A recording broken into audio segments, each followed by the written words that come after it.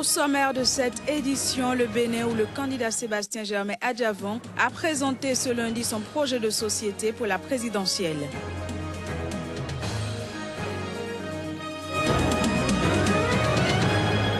Condamnation de 2 Sud-Africains ce lundi pour avoir tué un Mozambicain en avril 2015.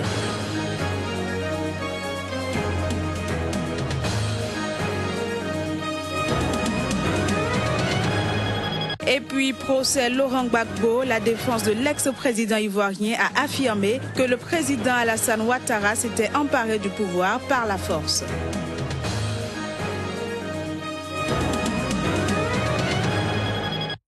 Très heureuse de vous retrouver, mesdames, messieurs. Bienvenue dans cette nouvelle page de l'information sur SICA. Présidentielle au Bénin, le candidat Sébastien Germain Adjavon a présenté ce lundi son projet de société. En tout, 6 points fondamentaux y sont développés. Reportage.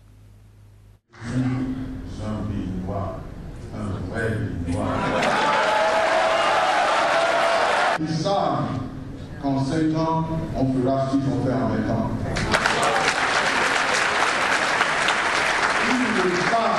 Ils le savent, parce qu'ils savent que nous savons faire cela, et ça leur fait peur. Le projet de société du candidat tourne autour de 6 axes. Il s'agit des mesures relatives à la gouvernance, des mesures sociales pour le mieux vivre, des mesures pour la jeunesse, des mesures pour le progrès et la croissance économique profitable à tous, et des mesures pour l'éducation et l'enracinement des valeurs en vue d'une nation forte. À travers ce projet, Sébastien Germain Adjavon, puisque c'est de lui qu'il s'agit, résume sa vision pour le Bénin. Nous avons la fibre optique qui est sortie par chez nous et on n'en fait rien de bon. C'est des dizaines de milliers d'emplois que Dieu nous a dit. Vous allez voir comment on crée des emplois à ce niveau-là. Ils n'ont pas compris que État coupé, on couvre quand on veut, on fait, c'est des pertes énormes pour les entreprises et de facto pour l'État. Nous devons tout faire. Nous devons aller le plus vite possible pour arrêter cela. Parce que tous les jours que Dieu fait, ça coûte très cher à notre nation. Nous avons parlé tourisme. Depuis 2006, on nous parlait bien avant de la route des pêches. À la table d'aujourd'hui, mais je voudrais vous dire que le tourisme au Sénégal apporte leur deuxième devise, énormément d'argent, énormément de devises. Et nous devons implémenter tout cela méthodiquement. Pour concrétiser sa vision, le candidat Sébastien Germain Adjavon mise sur une coopération internationale, la restauration des valeurs, la croissance économique et une approche novatrice pour le secteur de l'agriculture.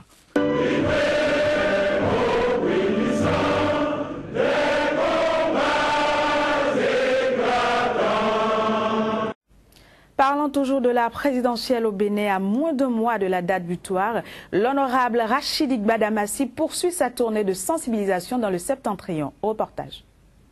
Présenté aujourd'hui comme le Messie du Septentrion, l'honorable Rachid Gbadamassi n'en finit pas de tout emballer sur son passage. Déterminé à porter son candidat Sébastien Germain Adjavon à la Marina, il poursuit ses séances de sensibilisation à l'endroit de ses militants et sympathisants. Ce que veut la population de Polakou, c'est un candidat véritablement à l'écoute des populations. Un candidat qui a fait ses preuves par le passé. Je vous demande, le moment venu, de suivre nos consignes. Et nous demandons à nos amis d'affaires de respecter notre choix. Les populations de Polakou et d'Avitem ont décidé de suivre Sébastien Adjavon. Nous respectons aussi les choix. Adjavon, c'est la solution. Adjavon, l'homme qu'il faut et qu'il fallait. Un message qui semble visiblement porter ses fruits. En effet, de Kalalé à Ndali, en passant par Nyarakenin, les populations ont décidé de se mobiliser comme un seul homme derrière l'honorable Rachidi Gbadamassi afin de soutenir le candidat Sébastien Adjavon. Nous, élus locaux des villages d'Alafiarou, de Gbegourou, de Darnan, de Douroubé, de Guessou, de Binessi et de Sindaouraru, déclarons ouvertement notre soutien sans faille au candidat de l'honorable Rachidi Gbadamassi, Sébastien Adjavon. Jeunesse de la commune de Kalalé, le seul capable de diriger le Bénin pour les 5 prochaines années. Il s'agit du président Sébastien Germain Adjavon, que nous soutenons massivement. Et c'est par l'université où il est allé à la rencontre des étudiants pour le même exercice que l'honorable a achevé son périple. Toujours au Bénin, la diaspora nigérienne acquise à la cause du PNDS Taraya était ce week-end en Assemblée générale. Au menu de la rencontre, le cas Fatih Taïrou, membre dissident du bureau PNDS, Joël Yetondier et Floris Dossa. Assemblée générale tenue debout, c'est tout dit du caractère brûlant du sujet qui réunit. Le fil d'Ariane des discussions ici, la démission de Fatih Issa Taïrou du PNDS, session Bénin. Il y a quelques semaines, Madame Fatih Taïrou, qui se réclame être la présidente de l'OFT Bénin, faisait sa déclaration d'adhésion au modèle FA Lumana. Elle quitte le PNDS, car pour elle, le régime de la 7e République est un régime de dérive et autocratique. Elle insinue que les dirigeants n'ont pas d'égard pour sa personne. Celle qui est incapable de réunir et de parler à ses sœurs femmes. Peut-elle avoir la prétention d'être présidente de l'OFT? Nous rappelons à notre sœur que l'on ne devient pas président de l'OFT par la force. Toute autorité niée à l'allié d'hier, l'hémorragie supposée créée avec son départ est également remise en cause. Elle quitte le PNDS. Nous lui disons bon débarras. Elle prétend quitter Taraya avec 400 femmes, dont celle de Sekandi. C'est faux et archi faux. Nous, les femmes de Sekandi, sommes toujours dans Taraya. En témoigne le rassemblement de ce jour. La page Fatih Issa Taïrou tournée, le combat de ces femmes leaders est à la Fédération des énergies pour un scrutin à leur avantage au soir du 21 février. Nous apportons notre soutien indéfectible aux autorités de la 7e République, avec à sa tête son Excellence Mahamadou Issoufou. Et nous nous engageons pour sa réélection dès le premier tour des présidentielles de 2016, Inch'Allah. Vive le PNDS! Et pour ce défi, elles peuvent compter sur le bureau politique du PNDS au grand complet pour sortir la tête de l'eau. Au Niger, le président sortant Mahamadou Issoufou souhaite que la campagne électorale en vue du premier tour de scrutin se déroule dans la paix. Il a entre autres souhaité que le niveau du débat au cours de cette période soit élevé. Suivons. Je souhaite que la campagne se déroule dans la paix, dans l'apaisement. Je souhaite que cette campagne soit l'occasion de débat. De débat programme contre programme. Il faut élever le débat, il faut s'élever.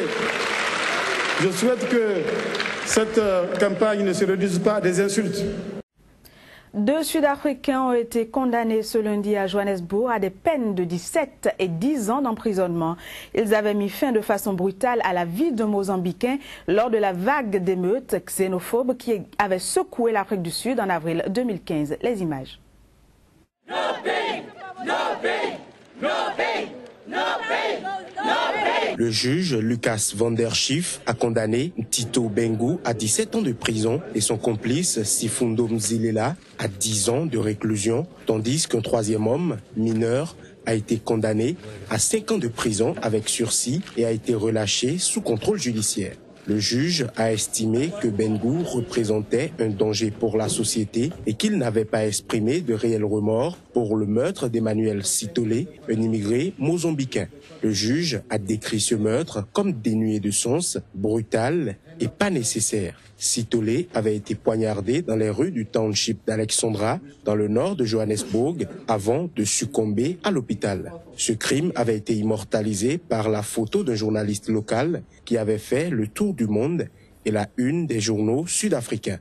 Sur le cliché qui avait choqué le pays, on voit clairement Bengou brandir un couteau en direction de la victime au cours d'émeutes xénophobes qui avaient fait au moins 7 morts. Les épisodes de violence contre les immigrés africains sont fréquents en Afrique du Sud, où des habitants parmi les plus pauvres accusent les étrangers de prendre leurs emplois.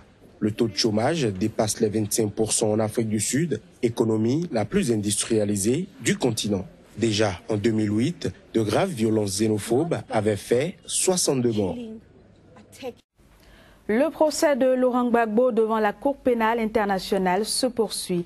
La défense de l'ex-président ivoirien a affirmé ce lundi que son rival, le président Alassane Ouattara, s'était emparé du pouvoir par la force, et ce, avec l'aide de la France. Regrettant qu'aucun responsable du camp Ouattara ne soit poursuivi par la CPI, l'avocat de Laurent Gbagbo a accusé le bureau du procureur de faire une lecture partielle des événements. Reportage. Alassane Ouattara et ses soutiens voulaient se saisir du pouvoir par la force, et la bataille d'Abidjan est la mise en application de cette stratégie. C'est la déclaration faite par l'avocat de Laurent Gbagbo lors d'une audience publique ce lundi à La Haye, où siège la Cour pénale internationale. Rappelant l'arrestation de son client en avril 2011, après des bombardements français, l'avocat a soutenu que la France ne voulait pas d'une paix négociée entre les deux rivaux de la présidentielle. Il a accusé Paris d'avoir préparé en sous-main l'offensive qui a mené à la chute de l'ex-président, notamment en fournissant des armes aux forces pro-Ouattara, malgré un embargo décrété par l'ONU. Les communicants d'Alassane Ouattara avaient construit deux figures opposées. D'un côté le bon et de l'autre le méchant. D'un côté le démocrate et de l'autre le despote. Le président Gbagbo, comme le savent tous les Ivoiriens et tous les Africains, est un démocrate, un vrai démocrate, un homme qui a lutté toute sa vie pour l'instauration de la démocratie. Pourquoi ne vous avoir pas dit qu'à la fin du mois de mars 2011, dans leur progression du nord au sud, les militaires et les mercenaires pro-Ouattara se sont rendus coupables de crimes abominables? Si l'on examine de près la réalité ivoirienne, on s'aperçoit qu'à aucun moment l'ethnie n'a été un facteur explicatif. Monsieur le Président, Madame, Monsieur les juges, vous aurez à prendre en compte la complexité d'une situation que le procureur a voulu vous présenter sous un prisme binaire inadapté. Rappelons qu'à l'ouverture du procès jeudi dernier, la procureure Fatou Bensouda avait pour sa part accusé Laurent Gbagbo de s'être accroché au pouvoir par tous les moyens. Les violences avaient fait plus de 3000 morts en 5 mois des deux côtés des belligérants, transformant en champ de bataille certaines zones du pays. Avec son co-accusé Charles Blé-Goudé, il est poursuivi pour son rôle dans la crise post-électorale de fin 2010. Ce sera tout pour ce journal. Merci de l'avoir suivi et bonne suite de programme sur SICA.